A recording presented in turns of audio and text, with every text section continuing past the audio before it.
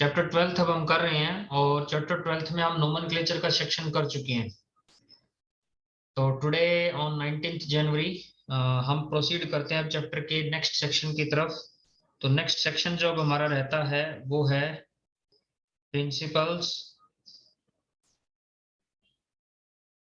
And techniques in organic chemistry.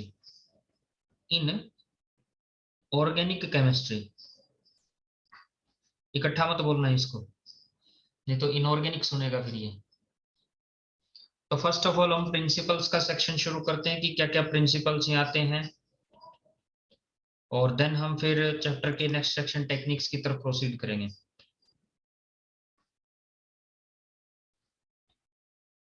First of all principles.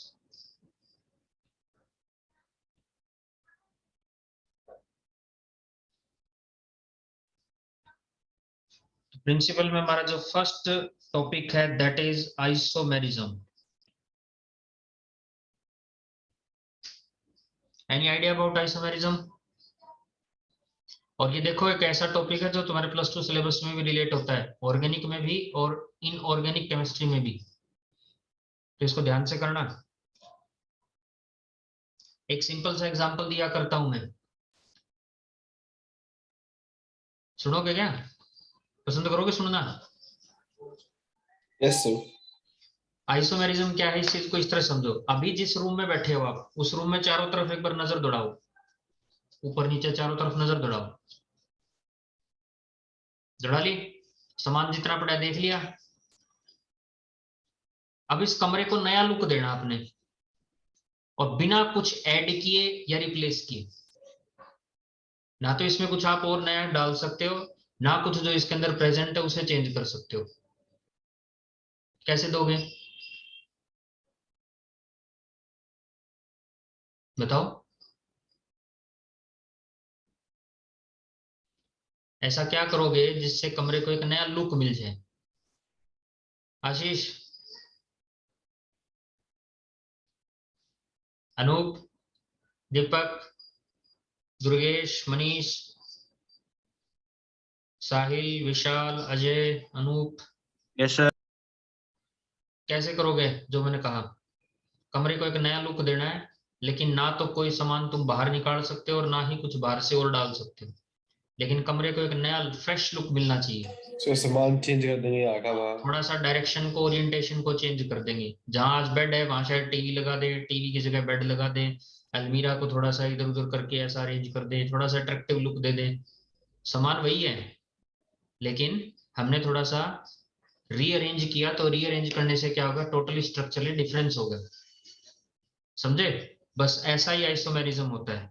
Isomerism में किसी एक compound का मोलिकुलर फॉर्मूला तो सेम है, लेकिन स्ट्रक्चरल अरेंजमेंट जो है वो डिफरेंट होने की वजह से उसकी फिजिकल और केमिकल प्रॉपर्टीज भी चेंज हो जाती है। समझ गए? जैसे कमरे में लुक पुराना हो गया तो हमने चेंज कर लिया थोड़ा सा, फिर लुक लाया गया, तो थोड़ा कमरा अट्रैक्टिव लगेगा, चीजें अच्छी लगेंगी। और कुछ दिन ये होगा, फिर कुछ दिन बाद फिर अगर कुछ चेंज आएगा तो फिर से हम उसको चेंज कर लेंगे। तो आइसोमेरिज्म क्या है, समझ में आया आशीष? है यस सर। द फिनोमेनन इन विच एक कंपाउंड, और हम जिस कंपाउंड की यहाँ बात करें carbon compound, have same molecular formula but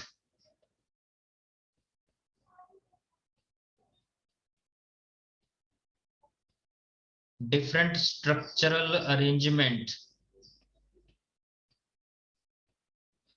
और डिफरेंट स्ट्रक्चरल अरेंजमेंट की वजह से क्या होगा, causes different physical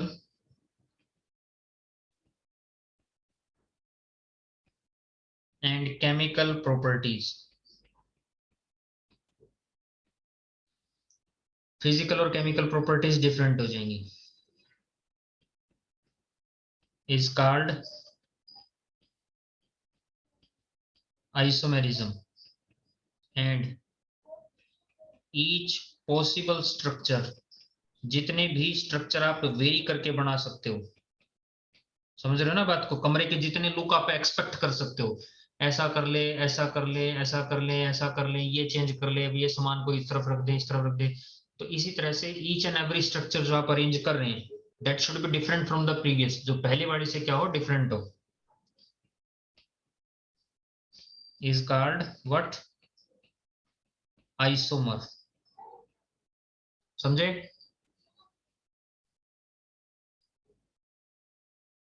समझ रहे हो? Yes sir. तो कैसे किस तरह से होगा, हम अब ये सारा थ्योरेटिकल पोर्शन है यहाँ से। तो आइसोमेरिज्म को समझते हैं, कितने टाइप्स है, क्या है। बेसिकली आइसोमेरिज्म के दो टाइप्स आते हैं। First one is the structural isomerism,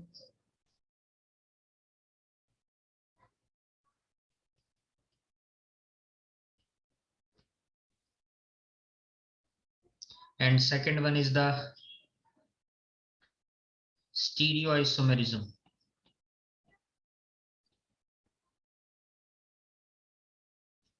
अभी जो आपके सिलेबस में जिस आइसोमेरिज्म पे थोड़ा ज्यादा जोर रहेगा वो है स्ट्रक्चरल आइसोमेरिज्म।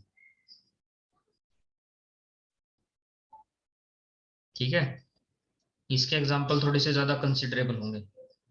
स्टीरियो आइसोमेरिज्म का जोर ज्यादा तुम्हारे +2 सिलेबस में रहेगा, क्योंकि अभी फंक्शनल ग्रुप्स की ज्यादा प्रॉपर्टीज वगैरह भी तुम्हारे सिलेबस में आती नहीं है।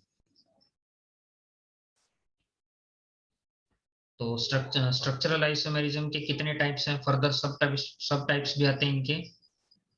जैसे पहला है चेन आइसोमेरिज्म, इन सभी को हम लेटर ऑन डिस्कस करेंगे अभी। चेन आइसोमेरिज्म के बाद नेक्स्ट आता है पोजीशन आइसोमेरिज्म।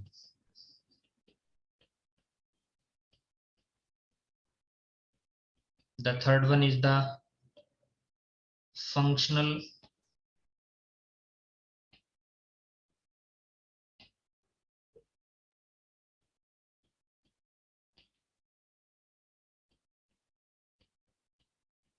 आइसोमेरिज्म। ग्रुप मैंने इसलिए लिख दिया ताकि तुम्हारी थोड़ी बोलने में सेंस पूरी रहेगी, फंक्शनल ग्रुप, तो तुम्हें आइडिया हो जाएगा कि हाँ फंक्शनल ग्रुप से रिलेटेड बात चल रही है।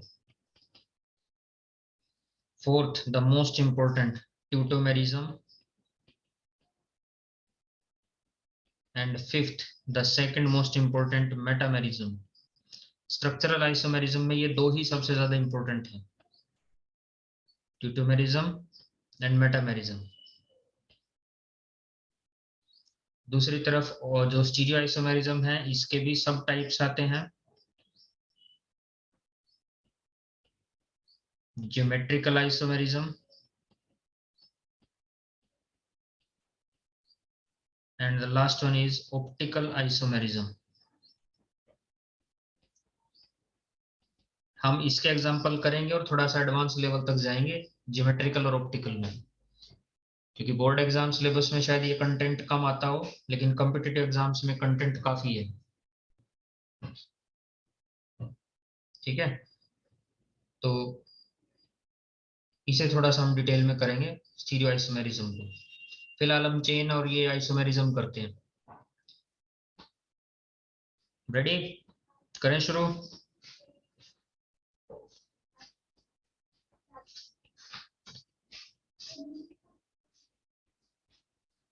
चेन आइसोमेरिज्म,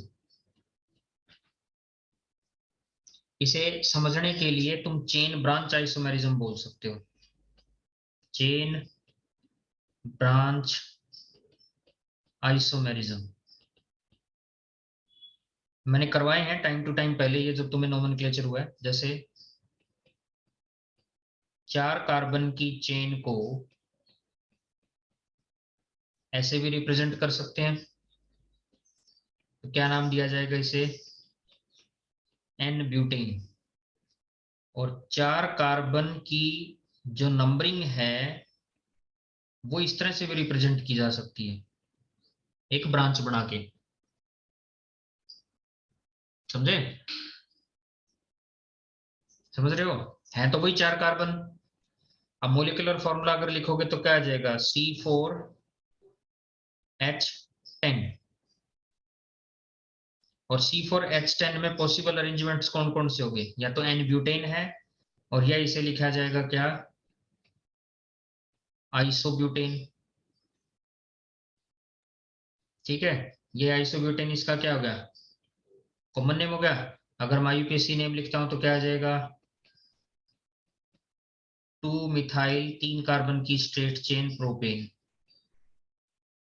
और इसे अगर मैं कॉमन नेम देता हूं तो क्या लिखा जाएगा, iso butane. Word iso represent क्या करता है, सेकंड पोजीशन पे ब्रांच है, समझे? समझ रहे हो? बोलो, रिस्पॉन्ड किया करो। Yes sir. हम्म। तो स्केलेटन का डिफरेंस है यहाँ, स्केलेटन का डिफरेंस होने से ये क्या हो गया। अब ये तो तुम्हारे पास एग्जांपल है किसका, स्ट्रेट चेन का। और ये तुम्हारे पास एग्जांपल है किसका है, ब्रांच चेन का।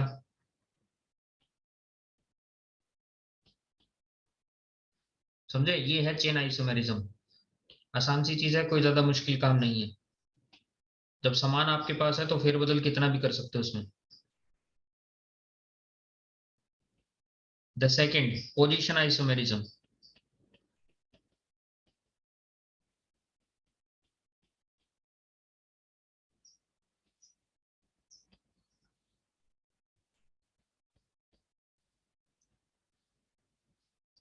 ये आइसोमेरिज्म कब अराइज होता है, वही अपने कमरे में किसी सामान की पोजीशन बदल दी, पोजीशन आइसोमेरिज्म।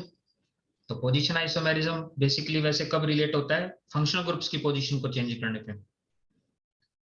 ठीक है, it arises due to change in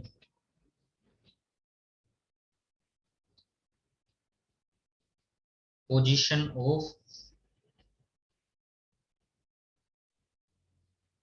substituent group. कैसे, इसका एक मैं एग्जांपल देता हूं। हमने प्राइमरी सेकेंडरी टर्शरी हेलोएल्केन और एल्कोहल किए थे, याद हो तो। कैसे, किस तरह से, देखो और समझो।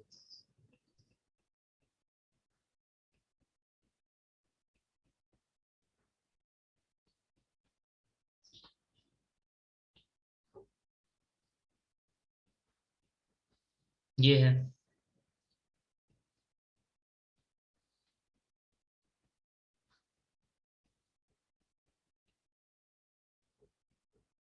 ये है,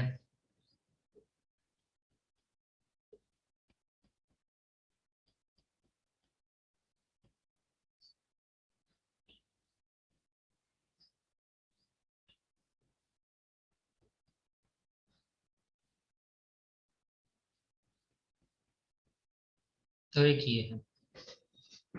ऑब्जर्व करोगे ध्यान से तो सभी में 4 4 कार्बन ही है, दिखे, दिख रहे हैं? Yes sir. जिस कार्बन के साथ फंक्शनल ग्रुप अटैच है वो अल्फा कार्बन। अल्फा से जस्ट नेक्स्ट कार्बन क्या होता है, बीटा। यहाँ एक बीटा और ये दूसरा बीटा।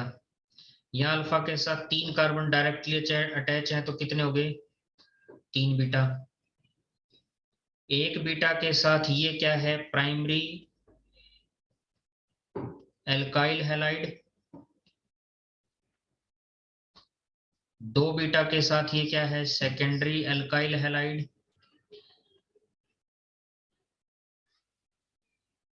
और 3 बीटा के साथ ये क्या होगा, टर्शरी एल्काइल हैलाइड। आईयूपीएससी नेम अगर इनको देते हो तो क्या लिखे जाएंगे, जैसे इसका लिखा जाएगा 1 ब्रोमो ब्यूटेन। इसका क्या लिखा जाएगा, 2 ब्रोमो, ब्यूटेन, और इसका क्या लिखा जाएगा, 2 मिथाइल 2 ब्रोमो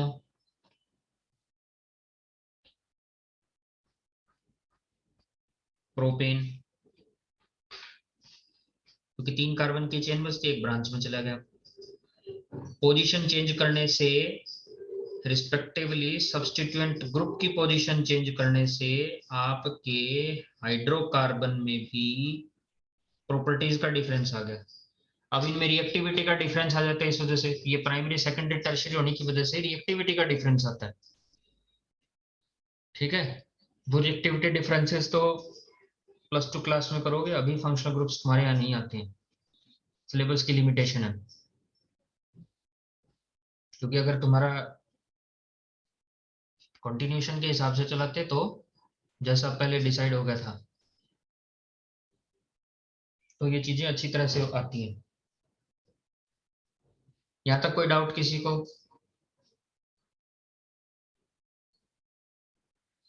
सिमिलरली एक फंक्शनल ग्रुप और ऐसा अल्कोहल जिसमें प्राइमरी सेकेंडरी और टर्शरी पॉसिबल है।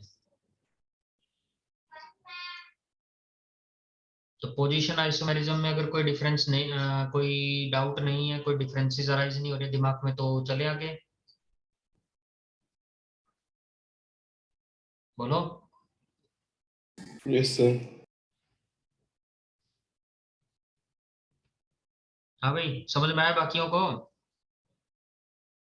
Yes, sir.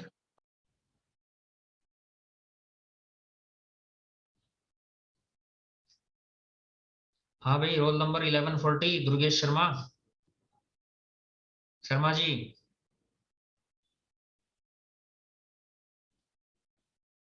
शर्मा जी नाराज लगते हैं।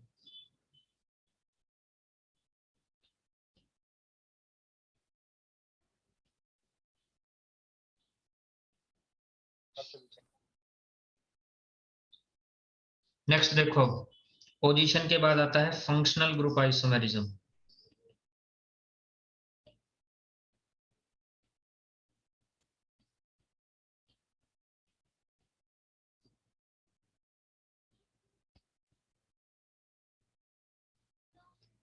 फंक्शनल ग्रुप आइसोमेरिज्म क्या होगा?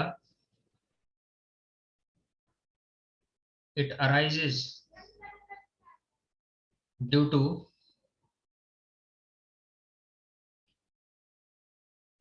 change in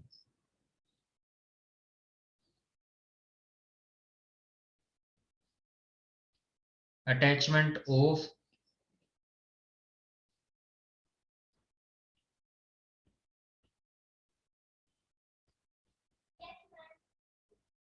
substituent group atom। जो सब्सटीट्यूएंट ग्रुप है उसके पर्टिकुलर एटम की अटैचमेंट की वजह से डिफरेंस राइजेस होते हैं। कैसे देखो, CH3 CH2OH, ये एग्जांपल मैंने पहले भी तुम्हें दिया। अब थोड़ा सा स्ट्रक्चरल अरेंजमेंट में डिफरेंस किया जाए और ये बन गया। हालांकि फॉर्मूला दोनों का सेम है, क्या? C2H6O। C2H6O के लिए ये अरेंजमेंट भी पॉसिबल है और ये अरेंजमेंट भी पॉसिबल है। जब पहला ये अरेंजमेंट आता है, दिस वन, तो ये जो फंक्शनल ग्रुप बनता है ये क्या है? अल्कोहल। और जब ये अरेंजमेंट आता है तब जो फंक्शनल ग्रुप बनता है वो क्या है? ईथर। नेम इनके क्या दिए जाएंगे? जैसे इसका नेम होगा इथेनॉल और इसका नाम है methoxy methane. Methoxy methane. Ether के केस में मैंने बताया था जैसे दिखते हैं वैसे ही लिखे जाते हैं। अब एक ही मॉलिक्यूलर फॉर्मूला के लिए दो पॉसिबल अरेंजमेंट है, तो एटम की पोजीशन को थोड़ा सा चेंज किया और उससे क्या हो गया? फंक्शनल ग्रुप ही चेंज हो गया। फंक्शनल ग्रुप चेंज हो गया तो फंक्शनल ग्रुप के साथ रिलेटेड प्रॉपर्टीज भी चेंज होगी। समझे?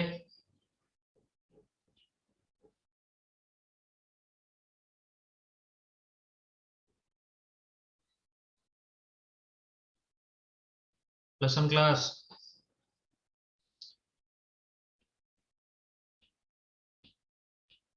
ऐसा एक और अरेंजमेंट भी है, CH3 CH2 CHO, CH3 CO CH3।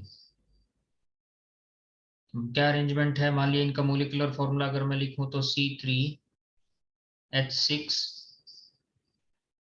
3 2 5 1 6 और ये O। अब इसके लिए ये अरेंजमेंट भी पॉसिबल है और ये अरेंजमेंट भी पॉसिबल है।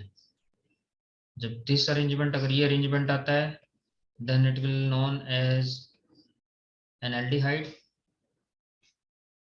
और अगर ये पॉसिबल अरेंजमेंट आता है then it will known as a ketone.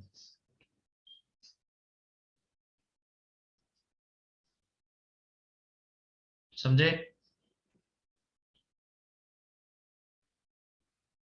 तो इसे क्या नाम दिया जाएगा, 3 कार्बन के साथ ये है प्रोपेनल और 3 कार्बन के साथ ये है प्रोपेनॉन।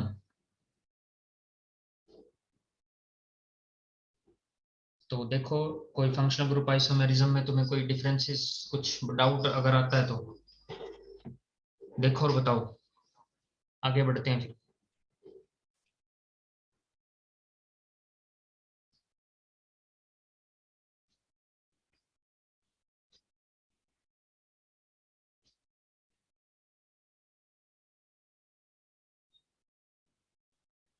हाँ जी,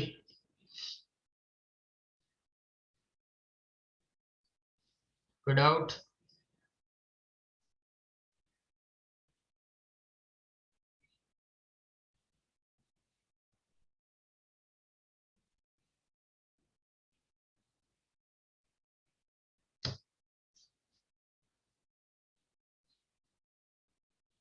हाँ जी, बोलोगे तभी तो पता लगेगा। No sir. ऑफलाइन क्लास में तो डाउट लेके पहुंच जाते हो रिसेप्शन पे तुम, फलानी चीज समझ में नहीं आ रही। अब यहाँ सामने से कोई पूछ रहा है तो बता ही नहीं रहे हो, टेस्ट में फंसोगे बुरी तरह।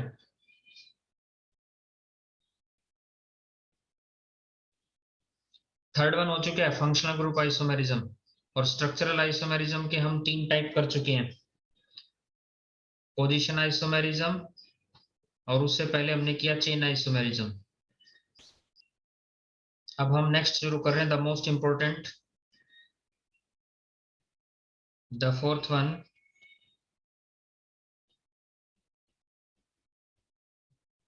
ट्यूटोमेरिज्म। It was described by Lar in 1885, और स्ट्रक्चरल आइसोमेरिज्म में ये मोस्ट इंपोर्टेंट है।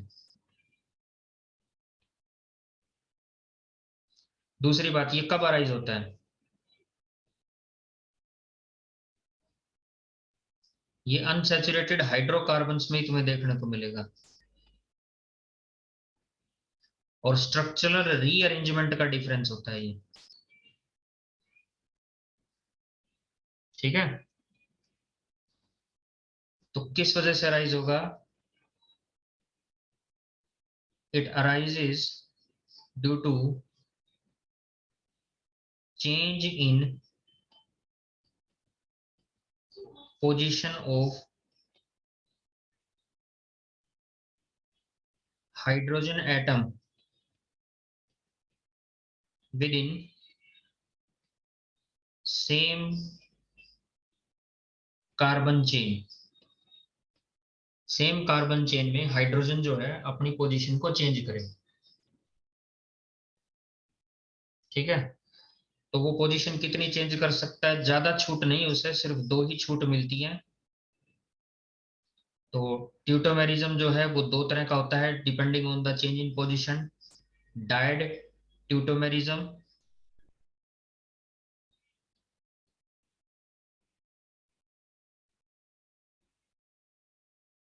और सेकंड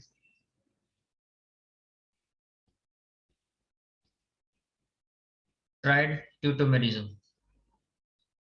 डायड में क्या होगा, hydrogen atom changes its position from one to second locant, पहली से दूसरी पे। मतलब ऐसा हो गया कि हाइड्रोजन जो है कार्बन चेन की बस में फर्स्ट सीट से सेकंड सीट पे चला जाए, पहली से तीसरी पे। समझ गए हो? तो ट्राइड में वो कितने पे जाएगा?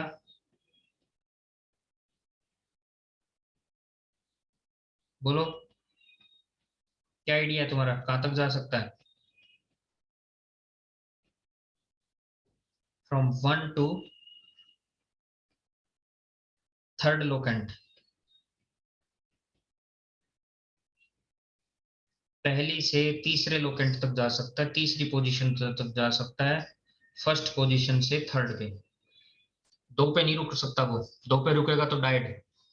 तीन से आगे जा नहीं सकता, क्योंकि ज्यादा लोकेंट चेंज करने पे वो ब्रेक हो सकता है, फ्री रेडिकल कभी भी उसकी पोजीशन को रिप्लेस कर सकता है, और फ्री रेडिकल ने अगर उसकी पोजीशन को रिप्लेस कर दिया तो वहां डिस्प्लेसमेंट रिएक्शन आ जाएगी, जिसे ऑर्गेनिक में सब्स्टिट्यूशन भी बोलते हैं।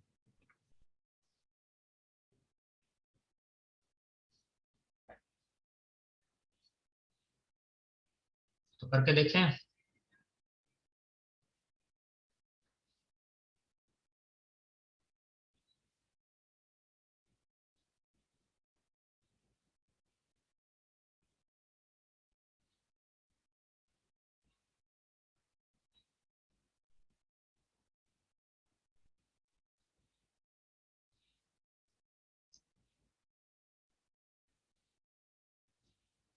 जैसे ये है कीटोन, इसमें किसी एक हाइड्रोजन को पकड़ लो, किसी भी एक हाइड्रोजन को। जैसे मैं स्ट्रक्चर ओपन करूं यहाँ,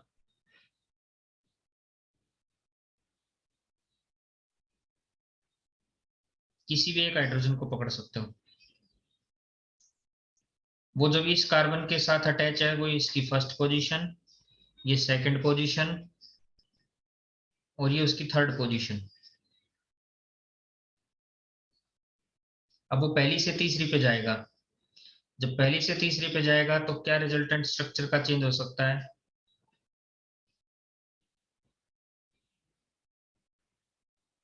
ऑक्सीजन के साथ हाइड्रोजन आ जाए और यहाँ कार्बन के साथ बचे दो हाइड्रोजन। उस सिचुएशन में दोनों कार्बन बॉन्ड एफिशिएंट हो जाते हैं और वहां यहाँ क्या हो जाए, डबल बॉन्ड फॉर्मेशन हो जाए। अब कीटोन से क्या बन गया, एक अनसैचुरेटेड एल्कोहल। यहाँ ये क्या है,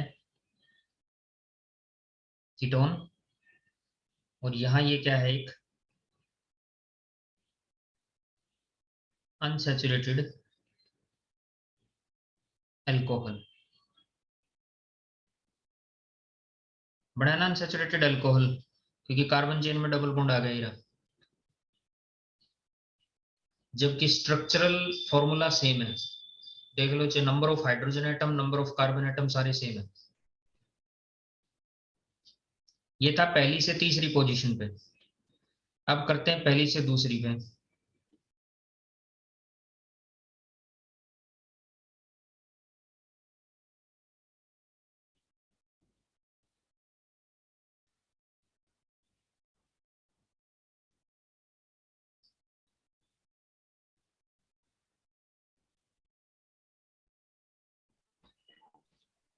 बताओ क्या बन सकता है?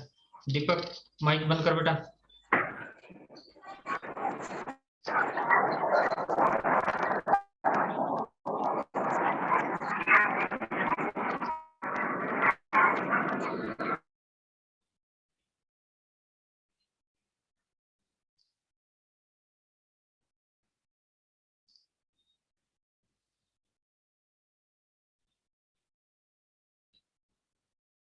हाँ जी, बता सकते हो। अब डाइड से एग्जांपल दो, ट्राइड से एग्जांपल दो डाइड का। चलो जल्दी हो जाओ, शुरू।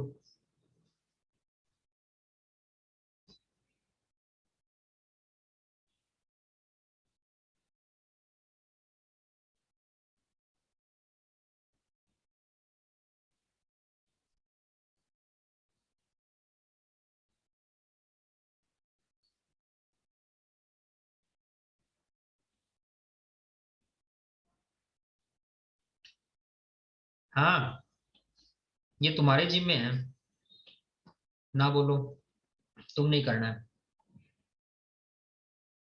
मैं नेक्स्ट करवाए काम पूरा करूं। मेटामेरिज्म,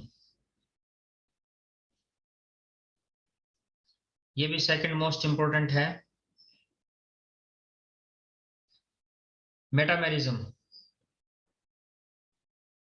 इसमें क्या होगा, it arises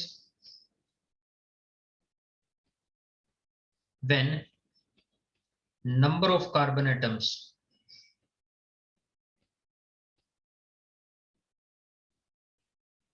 on either side of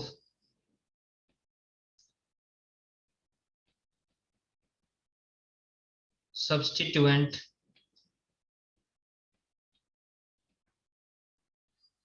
functional group is different.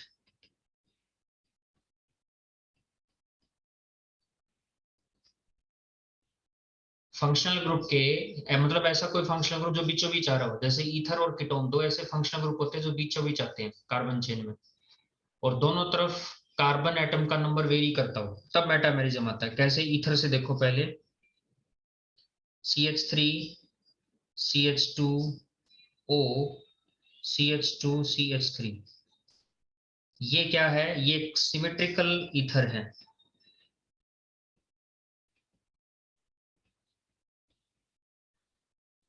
कैसे सिमेट्रिकल ईथर, इस ऑक्सीजन फंक्शनल ग्रुप के दोनों तरफ देखो, कार्बन एटम का नंबर क्या है, इवन है, even number of carbon atom, even number of carbon atom. जबकि अगर इसी को हम थोड़ा सा रीअरेंज कर दें, स्ट्रक्चर को डिस्टर्ब कर दें,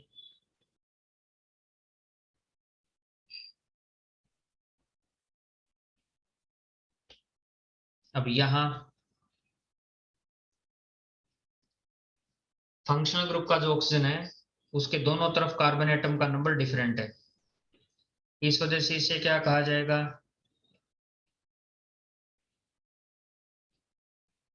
अनसिमेट्रिकल ईथर, क्योंकि इसमें कार्बन नंबर क्या कर रहा है, वेरी कर रहा है, very in carbon atom number. इसी तरह से कीटोन का एग्जांपल ले सकते हो,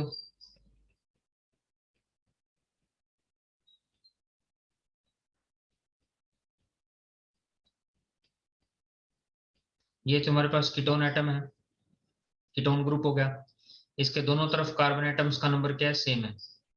इसी में अगर वेरिएशन करो,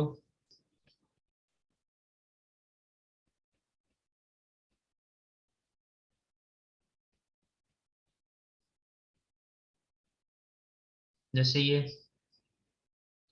एक तरफ 3 कार्बन, एक तरफ 1 कार्बन, तो ये क्या होगा,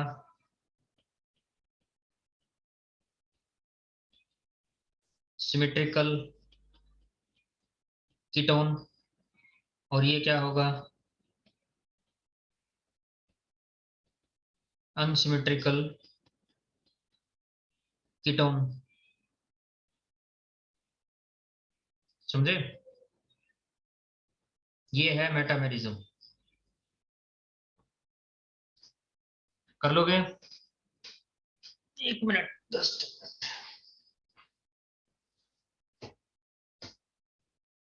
स्ट्रक्चरल आइसोमेरिज्म यहां से कंप्लीट हो गया।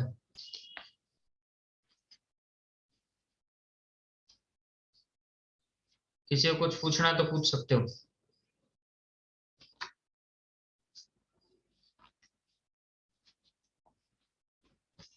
फिर वही क्वेश्चन मेरा, बताओ डायोड का एग्जांपल।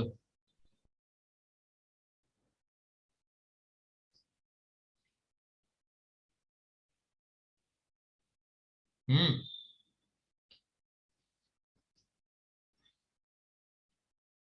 मेरी आवाज आ रही है, नहीं आ रही? आ रही है सर। तो फिर ऐसे फंक्शनल ग्रुप जिसमें दूसरी पोजीशन चेंज हो सकती हो, देखो बहुत इजी एग्जांपल ही दे रहा हूं तुम्हें यहाँ। हाइड्रोजन अपनी फर्स्ट पोजीशन उसकी क्या हुई, ये जिस कार्बन के साथ अटैच है उससे अगली दूसरी होगी। नंबरिंग नहीं कर रहे हम कार्बन चेन की, सिर्फ पोजीशन दे रहे हैं। तो जब ऐसा होगा तो इसे क्या नाम दिया जाएगा, साइनाइड, या कह सकते हो आईयूपीएसी नोमेनक्लेचर में क्या, नाइट्राइल। लेकिन यही हाइड्रोजन अगर अपनी पोजीशन चेंज कर दे और जाके हाइड्रोजन के साथ अटैच हो जाए, उस सिचुएशन में फर्स्ट से सेकंड पे चला गया तो इसका नाम क्या हो जाएगा अब यहाँ,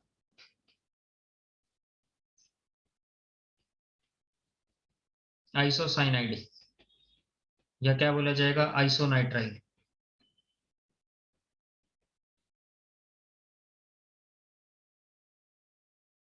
from its first position to second position, सबसे छोटा सिंपल एग्जांपल तुम्हारे याद करने के हिसाब से।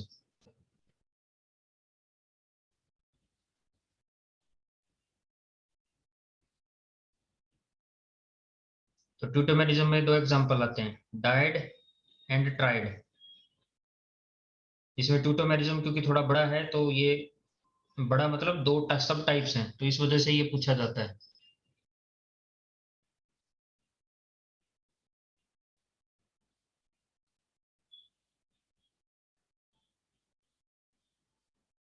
और ये मेटामेरिज्म, तो ये कंप्लीट करोगे, स्ट्रक्चरल आइसोमेरिज्म यहाँ से कंप्लीट हो जाता है। कल हम स्टीरियो आइसोमेरिज्म कंप्लीट करेंगे। फिर जब स्टार्टिंग से ले लेता हूं मैं, अब हम चैप्टर के सेकंड पोर्शन में हैं। सेकंड पोर्शन का मतलब है कि अब हम जो है यहाँ से प्रिंसिपल्स और टेक्निक्स को डिस्कस करेंगे, और प्रिंसिपल्स में हमारा फर्स्ट टॉपिक जो आता है वो है आइसोमेरिज्म। तो आइसोमेरिज्म क्या होगा, एक ऐसा फिनोमेनन जिसमें कंपाउंड की मोलिकुलर स्ट्रक्चर जो है वो सेम है, मोलिकुलर फॉर्मूला सेम है, लेकिन मोलिकुलर फॉर्मूला के लिए उसका जो स्ट्रक्चरल अरेंजमेंट है वो क्या है, डिफरेंट है। हर पॉसिबल स्ट्रक्चर को आइसोमर बोला जाएगा। आइसोमेरिज्म के दो सब टाइप्स हैं, स्ट्रक्चरल और स्टीरियो, जिसके अंदर फर्दर फिर सब टाइप्स आते हैं। स्ट्रक्चरल में 5 हैं, स्टीरियो में 2 हैं, और स्टीरियो में 2 ही मिलेंगे जब भी मिलेंगे। उसके बाद आगे स्पेक्ट्रो शुरू हो जाता है। फिर चेन आइसोमेरिज्म को याद रख सकते हो, चेन ऑफ ब्रांच से, या तो स्ट्रेट चेन है या इन नंबर ऑफ पॉसिबल ब्रांच भी बन सकती हो। तो जो भी फार्मूला तुम्हें देगा वो तुम्हें उसे स्ट्रक्चर में चेंज करना होगा, स्ट्रेट चेन या ब्रांच चेन में। एक ब्रांच लगा के दिखानी, बस फॉर्मूला थोड़ा अलग करके दिखाना है। पोजीशन में आप फंक्शनल ग्रुप की पोजीशन को चेंज करोगे, और फंक्शनल ग्रुप की पोजीशन चेंज होने से प्राइमरी, सेकेंडरी और टर्शरी जैसे फंक्शनल ग्रुप्स अराइज हो सकते हैं। किसमें कहते हैं अपना ये जो स्पेशली अल्कोहल और हेलो एल्केन्स में। फिर फंक्शनल ग्रुप आइसोमेरिज्म ये तब अराइज होगा जब फंक्शनल ग्रुप में कोई पर्टिकुलर सब्स्टिट्यूएंट एटम जो है वो अपनी पोजीशन को चेंज कर ले। ठीक है, जैसे हाइड्रोजन के अराउंड जो ऑक्सीजन है अल्कोहल में और ईथर में, तो ऑक्सीजन अपनी पोजीशन को चेंज कर रहा है। सिमिलरली एल्डिहाइड और कीटोन में भी है। फर्दर फिर आता है ट्यूटोमेरिज्म। ट्यूटोमेरिज्म के अंदर दो सब टाइप्स हैं, hydrogen in relation to hydrogen है। अगर हाइड्रोजन अपनी पोजीशन फर्स्ट से थर्ड पे चला जाए तो ट्राइड, फर्स्ट से सेकंड पे आ जाए तो डाइड। और मेटामेरिज्म में जो सब्स्टिट्यूएंट ग्रुप है यानी कि फंक्शनल ग्रुप है, उसके अराउंड कार्बन एटम के नंबर में डिफरेंस की वजह से ये आइसोमेरिज्म आता है। तो एरो जो दिए गए हैं तो रेड कलर में, वहां से कंसिडर करोगे आप। इसी के साथ आइसोमेरिज्म यहाँ से कंप्लीट हो जाता है। कल प्रिंसिपल्स में हम आगे बढ़ेंगे तो inductive effect, electromeric effect, hyper conjugation और बेकर नेथन जैसे इफेक्ट ये हमारे आते हैं।